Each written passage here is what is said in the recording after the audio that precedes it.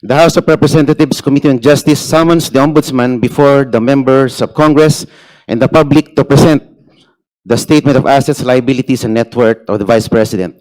While the Ombudsman has an ongoing investigation before its office, the Ombudsman is mandated to have the primary duty to conduct investigations over the misconduct of public officers. Madam Chair, point of order. There's a point of order, Honorable Marcoleta. Just would like to Honorable clarify. Bishop Abante. I would like to clarify to ask Congressman Marcoleta. Sinabi niya kanina hindi kasama yung SALN sa original complaint. Yes, he mentioned that.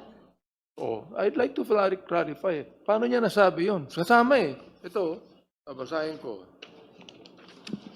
Vice President Sara Duterte committed culpable violation of the Constitution and betrayed the public trust in amassing unexplained wealth and failing to disclose all her properties and interests in properties in her SALN.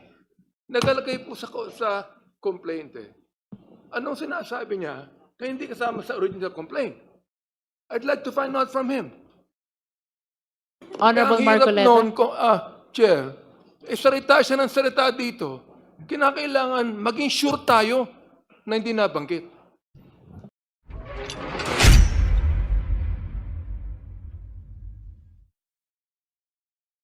An ombudsman assisting the records officer of the Office of the Ombudsman, Your Honor. So not as for in behalf of the entire office of the Ombudsman. Yes, Your Honor. Meaning somebody else might have knowledge or information about it, but not you. I confirm, Your Honor. Okay, so that's all, Madam Chair. Thank you. Just for the record, the last question of the Honorable Flores springs from the waiver that appears at the last page of the SALN, whether or not, as a consequence of the waiver, there is any past or current investigation being conducted by the Office of the Ombudsman. That's for the record. Any other member who wish to? Honorable Marcoleta, please understand that you are Madam not a Chair. member of the Justice Committee. You're allowed to manifest, but you cannot raise clarificatory questions to the Yes, ma'am, resource but persons. I'm about to You may proceed. raise a manifestation, ma'am, about the SALN, ma'am. First of all, let me state on record that the SALNs discussed were not attached in the original complaints. Hindi po sila kasama sa original complaints. And using the SALNs as a starting point without necessary predicate evidence supports the position that the investigation of the House of Representatives Committee on Justice is a fishing expedition. And if I may add, Madam Chair, on the SALN issue, the complaint asks this committee to obtain bank records, SALNs, coordinate with the AMLC, and forensic accounting. If so, it is an acknowledgement that the complaint is still seeking the very facts it needs to conclusively prove its SALN theory. Ma'am, malaki po kasi yung pinagkaiba ng isang complaint that already alleges ultimate facts supported by evidence, and a complaint that substantially requests this committee to authorize this committee to investigate, and perhaps we will later find the proof.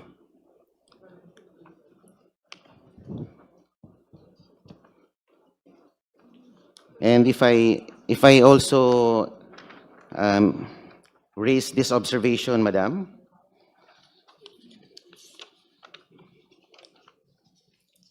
regarding the Ombudsman, the independence of the Ombudsman may be put to question before this body. The House of Representatives Committee on Justice summons the Ombudsman before the members of Congress and the public to present the statement of assets, liabilities, and net worth of the Vice President. While the Ombudsman has an ongoing investigation before its office, the Ombudsman is mandated to have the primary duty to conduct investigations over the misconduct of public officers. Madam Chair, point of order. There's a point of order, Honorable Marcoleta. Just would like to Honorable clarify. Bishop Abante. I would like to clarify to ask Congressman Marcoleta. Sinabi niya kanina, hindi kasama yung SALN sa original complaint. Yes, he mentioned that. Oh, I'd like to clarify. Paano niya nasabi yun? Kasama eh. Ito, babasahin ko. Vice President Sara Duterte committed culpable violation of the Constitution and betrayed the public trust in amassing unexplained wealth and failing to disclose all her properties and interests in properties in her SALN. Nagalagay po sa complaint eh. Anong sinasabi niya kaya hindi kasama sa original complaint? I'd like to find out from him. Honorable Kaya ang hirap Marcoleta. noon, Chair, salita siya ng salita dito. Kinakailangan maging sure tayo na hindi nabanggit. And if I may add, for the guidance of the honorable members and in response to the manifestation of the Honorable Marcoleta, I will be reading the specific paragraph where matters concerning SALN was mentioned in the complaint. With regards to Sabala complaint, there are allegations in paragraph 107, 108, 109, and paragraphs 285 to 290. And for Cabrera complaint, may we refer the Honorable Marcoleta as well to paragraph 20.3, paragraph 76, paragraph 77, paragraph 232, paragraph 233, 234, 235, 236, 237, 238, 239, 240, 241, 242, and even from paragraphs 244 to 246. For the information of the Honorable Marcoleta, Yes, the ma'am. mentioned Binanggit po ang- paragraphs contained allegations which are relevant to the SALNs of the respondent. Yes, ma'am, it was mentioned, I think, very adequately, the word SALNs, but they were never attached to the original complaints. Parang this complaint is just merely requesting the committee to produce evidence. Ibig sabihin, wala pang ebidensya, nakikiusap sa committee na ito para mag-produce ng ebidensya na hindi nakakabit sa original complaints. Yun lang po ang sinasabi ko, ma'am. In other words, you admit that there were a lot of times that SALNs were mentioned in the impeachment complaint. However, They were never they were not attached. attached in the Opo. impeachment Wala pa complaint. pong ebidensyang nakalakip doon po sa complaint. At ngayon pa lang po natin binubuksan dahil ito po ay kumbaga request ng complainant. Please understand as well that the compulsory process that was granted to the Justice Committee is for the purpose of testing the sufficiency of the allegations in the complaint, whether the same constitute probable cause, which is Yeah. the mandate of this proceeding.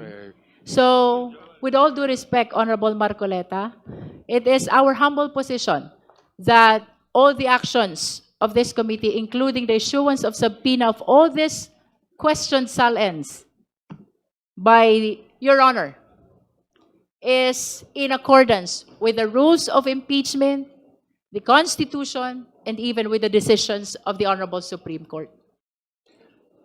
Ma'am, the court will be the better judge of that. And that is why you should elevate that before the Honorable Court. Maybe not me, but some other parties. Thank you, Madam Chair. Any other member who wish to raise clarificatory questions to the Ombudsman? Hearing none, may we direct the committee secretary to call the Vice President Madam in Chair, order just, to extend to her Madam Chair, the opportunity to present evidence, including those which will counter the testimony provided already and the documents provided already by the Office of the Ombudsman. Madam Chair. The just a Honorable few- Garbin is recognized. Thank you, Madam. Just a few questions to the representatives of the Ombudsman.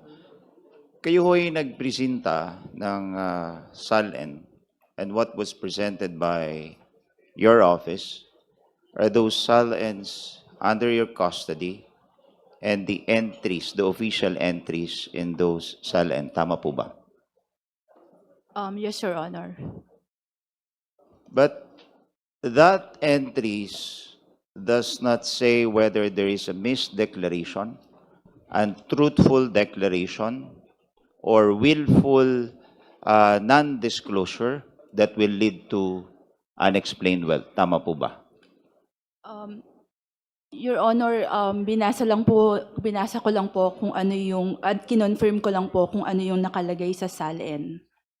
Honorable Garbin, I'm afraid but we are not allowed to raise questions which will go beyond what appears in the SALN. Concerned That's SALN why, of the Vice Madam Chair, I President. just need confirmation whether that Yes. presentation Issues concerning yields this to the declaration. yields in support to the complainants. First of all, Madam Chair, wala yung complainant dito eh.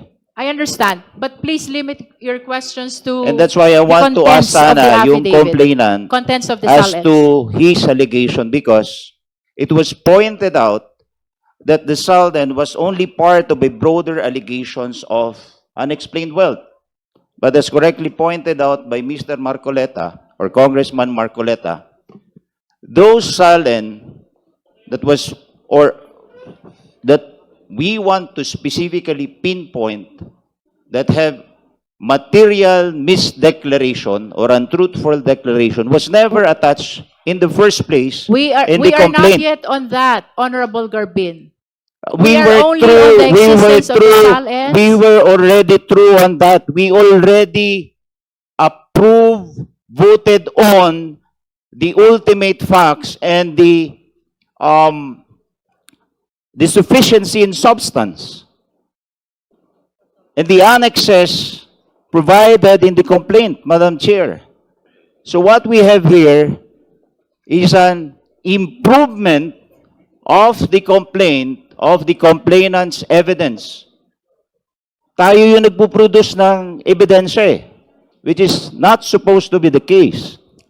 With all due respect, Honorable Garbin, the issuance of the subpoena is not for the purpose of adding, supplementing, or correcting whatever appears in the complaint. The purpose of the issuance of subpoena is to test whether the complaint is sufficient already for the existence of probable cause. To But- aid the justice members in judging whether or not probable cause exists on the basis of the allegations in the complaint, including the attached documents. If I may, Madam Chair. The Honorable Chua. Thank you, Madam Chair. Madam Chair, let me walk you through Section 7 of our Rules of Procedure in Impeachment Proceedings. Sabi po dito, the committee shall conduct a hearing. The committee, through the chairperson, may limit the period of examination by members of the committee. The committee shall have the power to issue compulsory processes for the attendance of witnesses and the production of documents and other related evidence. So, yun po yung ginagawa po natin dito. This SALN, ito pong SALN na to ay pumapasok po dito po sa power ng committee. Hindi naman po tayo ang nagsasabi niyan. Ang nagsasabi po niyan ay ang ating rules. Maraming salamat po, Madam Chair. Thank you. Before we proceed, Madam I just Chair. want to state for the record, Honorable De Lima, that the committee is already in receipt of the notices of disallowance referred to by Attorney Camora of ICFAO COA during the April 14 hearing. This pertains to the disallowances of the first 3 quarters of the OVP Confidential Fund of 2023, the first, the second, and the third. The total amount of these notices of disallowances is 375 million pesos.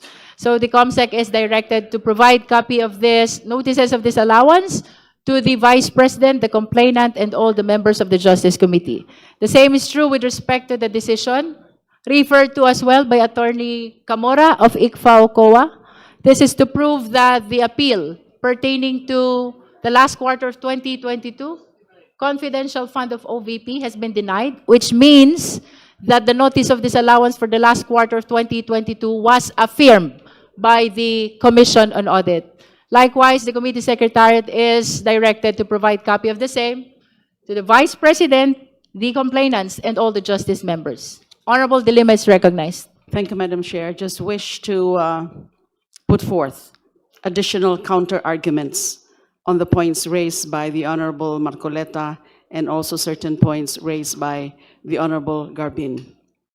Okay, first, we have determined already sufficiency in substance of the complaints. Sufficiency in substance, both in form and substance, and that includes the annexes. Pangalawa po, hindi po required na lahat ng mga pwedeng ebidensya ay dapat na produce na ng complainants at the time of the filing of the complaint. And that's why we have these processes of subpoena para makalakap ng mga ebidensya na nakasabi sa complaint tsaka yung mga related evidence. Ang importante po dito, especially in the issuance of subpoena, yung requirements of specificity or sufficiently described yung mga dokumento na pinapaproduce at yung relevance to the issue. Wala pong duda dun sa mga subpoena po natin ng production for the production of specific documents like respondent SAL-Ns, the AMLAC records of the flagged bank transactions of the respondent, the records of her corporate holdings, records of her financial transactions. These are all relevant to the grounds alleged in the complaint. They directly relate to the issues actually and specifically raised in the third and fourth impeachment complaints, the Sabalia et al. And Cabrera complaints, particularly that respondent purportedly engaged in culpable violation of the Constitution, graft and corruption, bribery, including the accumulation of unexplained and or ill-gotten wealth and her ownership of secret bank accounts worth millions, if not billions of pesos, all of which she did not declare in her SAL-Ns. Doon sa punto na